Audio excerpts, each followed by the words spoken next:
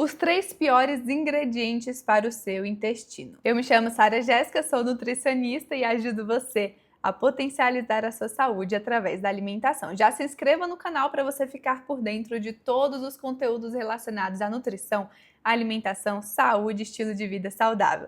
E não se esqueça também de curtir esse vídeo, que eu tenho certeza que este conteúdo vai te ajudar demais. Primeiro ponto que eu quero que vocês entendam é que o intestino sempre será a base da nossa saúde. Ele está totalmente relacionado à produção de células imunológicas, neurotransmissores, mas antes de tudo, a gente precisa entender que um corpo bem nutrido, onde você está dando bastante nutriente para o seu corpo, é um corpo que consegue lidar com qualquer tipo de coisa que você... O fato de viver, né? Que a gente fala que hoje em dia viver envelhece, viver está se expondo o tempo todo a toxinas, ao meio ambiente, à poluição, a agentes nocivos. Isso é viver, gente. Só que quando você prepara o seu corpo para isso, ele consegue lidar muito melhor com qualquer tipo de situação, tá? E qualquer tipo também de fator que você tenha que se expor. Algum agente químico, alguma situação muito estressante também, algum vírus, bactéria, seu corpo consegue lidar muito melhor com isso quando você está bem nutrido. Então o meu objetivo com esse vídeo aqui não é nem te trazer um terrorismo ou um medo, mas que você faça um uso muito mais consciente dos industrializados. Eles não podem ser a base da sua alimentação. Mas lembre-se sempre que a nutrição, ela está muito relacionada ao que você está ingerindo mais, ao que você está adicionando do que aquilo que você só está retirando. Tem muitas pessoas focando somente em retirar e elas, na verdade, não estão nutrindo o corpo delas. E é aí onde mora o perigo. Você focar somente em um único fator na nutrição, quando é algo muito mais complexo, é onde as pessoas estão acabando terrorizando um único alimento, como se um único alimento fosse responsável por vários problemas de saúde, e não é bem assim. Sempre será um contexto de alimentação, estresse, estilo de vida, o emocional que conta muito.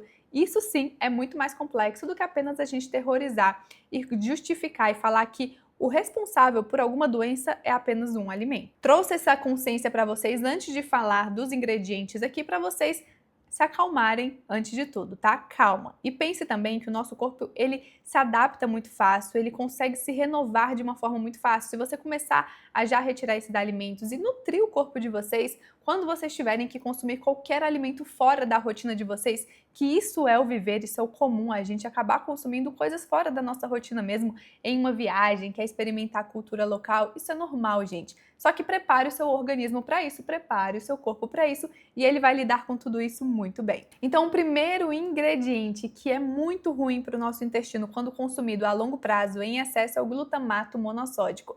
É só vocês olharem aí, principalmente aqueles temperos prontos, alguns molhos também. Ele é um realçador de sabor, ele é um ingrediente químico e qualquer tipo de ingrediente químico não será reconhecido pelo nosso intestino. Para isso, ele vai favorecer quadros de disbiose intestinal, que é o desequilíbrio entre as bactérias boas, né, e as bactérias ruins, onde temos uma predominância das bactérias ruins, que elas são responsáveis por fazer um estrago aí no intestino, no corpo, na parede intestinal, e estão responsáveis também por outros problemas de saúde. Então, se você retirar esses temperos prontos, esses molhos, e gente, molho de tomate, extrato de tomate, produtos industrializados, nem tudo é igual. Por isso que é muito importante vocês lerem a lista de ingredientes. Às vezes, por exemplo, temos 2 tipos de ketchup. Tem um ketchup lá que ele não tem glutamato monossódico e tem outro que tem. Então vocês precisam entender principalmente de lista de ingredientes. Isso vai ser muito melhor para vocês não acabarem consumindo esse excesso desses produtos químicos que são tão ruins e prejudiciais para o nosso intestino, que é a base da nossa saúde. Então vale a pena gastar um tempo maior no mercado lendo a lista de ingredientes, porque depois também que você descobre aquele produto que você gosta, você já vai direto nele e as compras também vão ficar muito mais rápidas no mercado. Segundo ingrediente serão os corantes artificiais, também presente na maioria dos industrializados, né? Nos docinhos, nos iogurtes, no refrigerante, na bala, no macarrão instantâneo. Corantes artificiais também são produtos químicos que quando nós, feitos pela indústria, que quando nós ingerimos, o nosso corpo não consegue lidar com aquilo muito bem, porque é um produto químico, não é uma comida. Então, vai favorecer também quadros de disbiose intestinal. E quando a base da alimentação da pessoa é só de industrializado, pode ter certeza que é aí onde começa principalmente esses quadros de desbiose, porque as bactérias boas do nosso intestino, gente, elas se alimentam de alimentos principalmente de origem vegetal, das fibras, de ervas, de especiarias, de alguns compostos, por exemplo, que estão no chás. Esses sim são os alimentos para as boas bactérias do nosso intestino. Se nós só estamos consumindo esses alimentos muito químicos, cheios de coisas feitas pela indústria alimentícia, será que as nossas bactérias estão sobrevivendo como? Não estão. Então a gente acaba aumentando a quantidade de bactérias ruins e elas são responsáveis por acabar machucando a nossa parede intestinal. Lembra que eu sempre falo aqui com vocês, tá? Então se você não viu aqui os vídeos sobre pele, unha, cabelo, intestino, tudo tá relacionado com a gente acabar machucando a nossa parede intestinal. E aí onde passam toxinas para a nossa corrente sanguínea e está relacionada a toda uma cascata inflamatória e vários problemas de saúde, simplesmente por causa da bendita desbiose intestinal. Agora, tem muitas pessoas que elas conseguem consumir esses alimentos de vez em quando, mas elas nutrem muito bem o corpo delas, comem bastantes vegetais, fibras, estão alimentando as boas bactérias. Então, quando elas consomem esses alimentos em alguma exceção, aniversários, festas, tá tudo bem, tudo vai bem, ou em alguma viagem, não é isso que vai acabar com a saúde dela, não. Agora o que eu falo é a longo prazo, todos os dias, grande quantidade, isso sim é prejudicial. E o terceiro ingrediente seriam os excessos de adoçantes artificiais também, muito utilizados nas dietas de emagrecimento. Eu não sou contra os adoçantes, eu sei que em alguns casos eles são muito necessários, tá?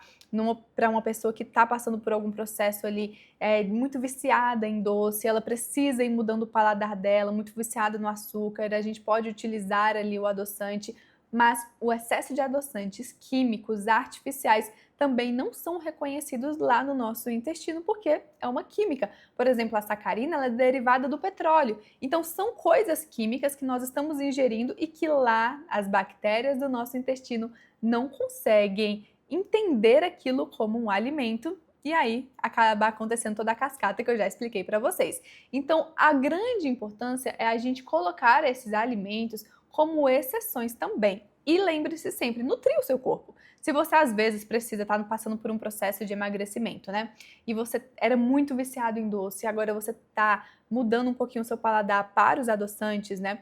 Também é interessante porque eles são 0 calorias, mas você precisa garantir nas outras estratégias de nutrição e alimentação que você está cuidando do seu intestino.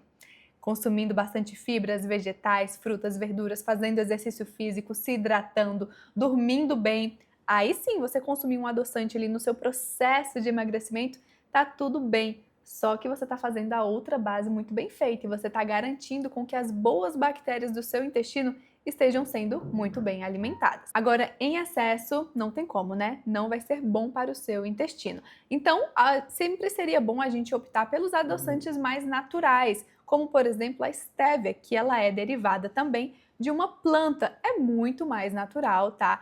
E ela também não tem calorias. E hoje em dia a gente já tem muitas marcas que tem, por exemplo, estévia sem sabor residual amargo. Então fica muito mais fácil a gente conseguir colocar esses adoçantes hoje em dia na nossa rotina, porque temos muitas opções no mercado. Então já facilitou muito também. Podemos utilizar a indústria ao nosso favor, tá? Eu não sou contra a indústria, mas se nós estivermos consumindo demais esses alimentos que a indústria criou para poder facilitar o acesso, né, dos industrializados, eles durarem mais tempo na prateleira, ficarem mais gostosos, mais palatáveis.